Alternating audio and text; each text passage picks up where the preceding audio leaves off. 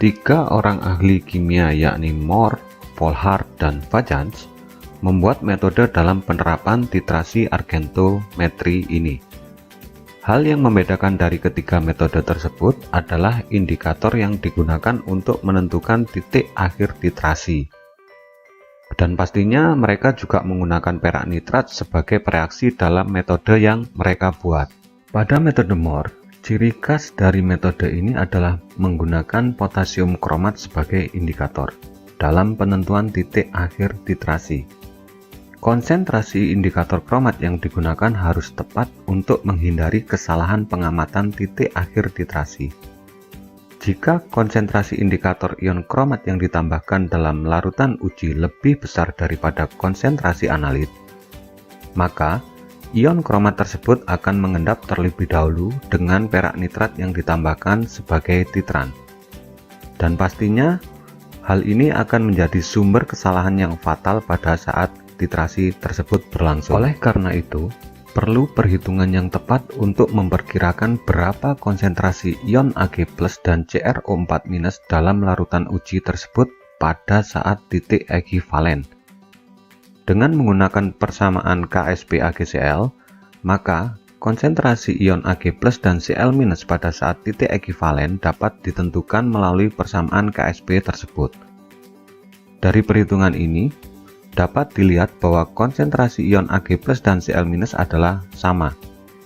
Maka, dapat diperkirakan konsentrasi minimal dari perak nitrat yang dapat digunakan untuk titrasi adalah 1,33 kali 10⁻⁵ molar. Dengan memasukkan konsentrasi Ag+ hasil perhitungan tersebut ke dalam persamaan Ksp Ag kromat, maka kita bisa memperkirakan konsentrasi indikator kromat yang digunakan dalam titrasi tersebut, yakni 0,0072 molar.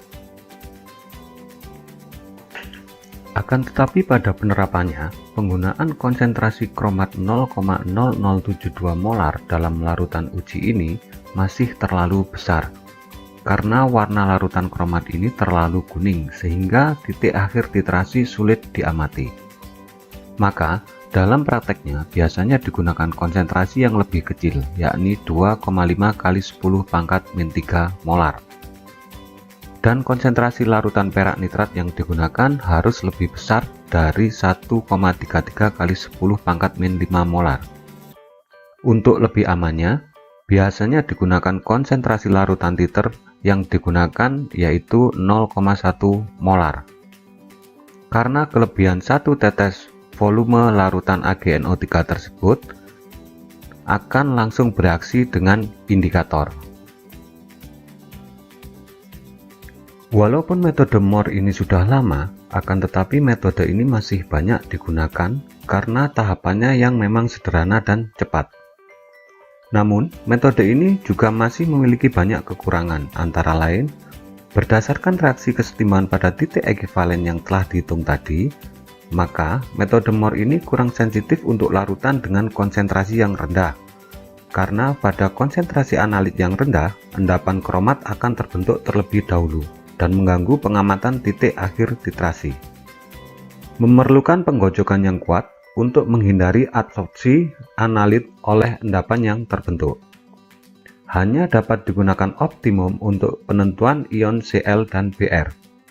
Harus terbebas dari anion-anion pengganggu seperti sulfida, fosfat, dan lain-lain. Dan yang terakhir, reaksi hanya dapat berlangsung dalam suasana netral, karena bila berlangsung dalam suasana asam, maka ion kromat akan terprotonasi menjadi asam kromat.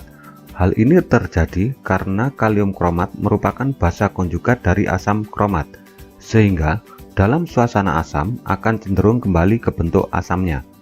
Dan pada bentuk asam, ion kromat akan berada dalam bentuk kesetimbangan dengan ion dikromat yang berwarna jingga.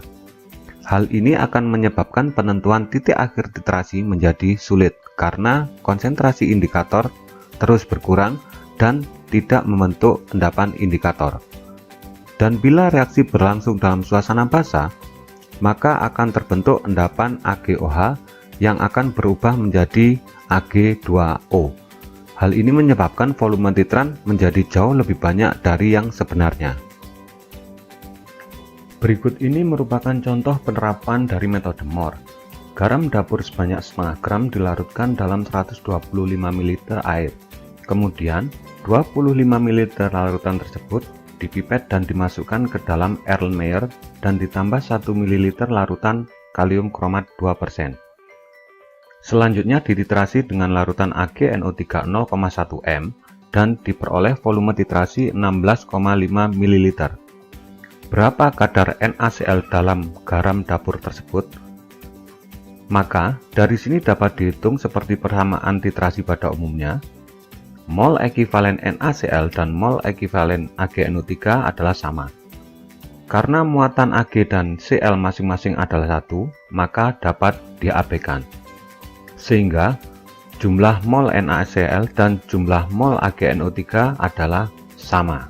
Jumlah mol yang diperoleh merupakan hasil titrasi dari 25 ml larutan NaCl. Maka, untuk mengekspresikan hasil titrasi tersebut menjadi 125 ml, kita perlu mengkalikan dengan P yang berasal dari 125 mili dibagi 25 mili. Maka, dengan mengkalikan jumlah mol yang diperoleh dengan mR NaCl, maka akan diperoleh berat NaCl yang terkandung dalam analit. Selanjutnya, tinggal membandingkan berat NaCl yang terkandung dalam analit dengan berat sampel yang ditimbang, dan kemudian dikalikan dengan 100%, maka akan